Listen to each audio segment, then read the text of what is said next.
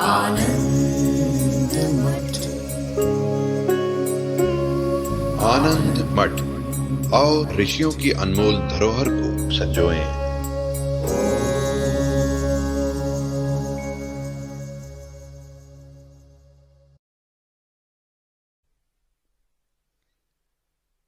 वेद भगवान ने आदेश दिया, परीक्ष्य लोकान कर्मचितान ब्राह्मणः।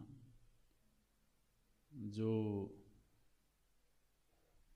तत्व का जिज्ञासु है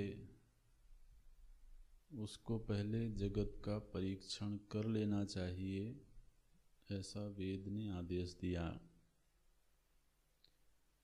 अगर किसी को लगता है कि जगत में सुख है, जगत में स्थिरता है,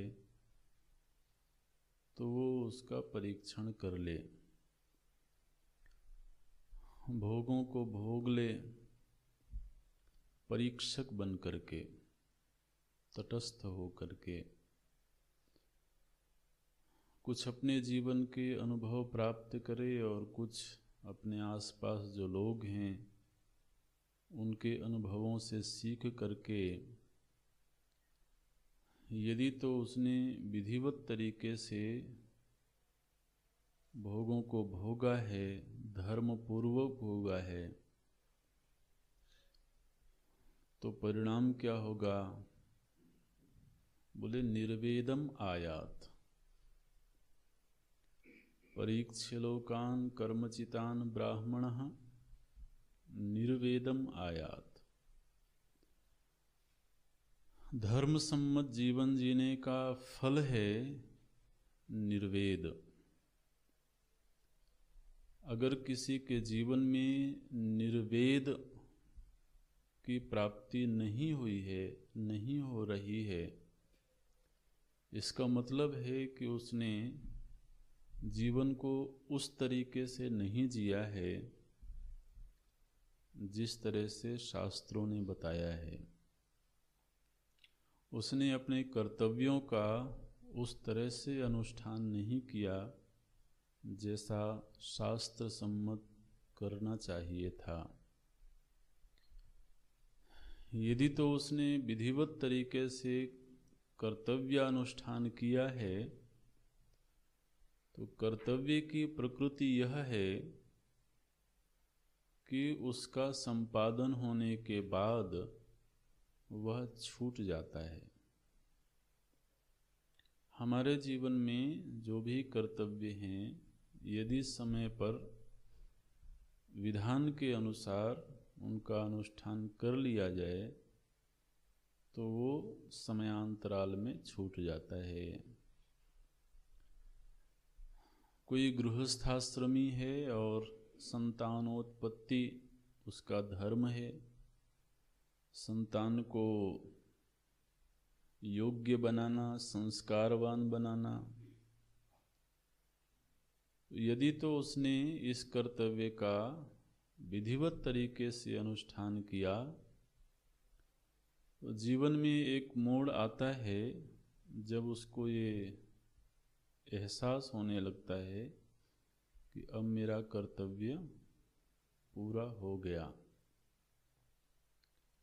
और यदि उस कर्तव्य के अनुष्ठान में कहीं कुछ चूक रह गई हो, उसने ढंग से नहीं पढ़ाया हो कि ढंग से पोषण नहीं किया हो, तो वो जो कर्तव्य है वो एक लायबिलिटी की तरह से जीवन भर उसके साथ लगी रहती है।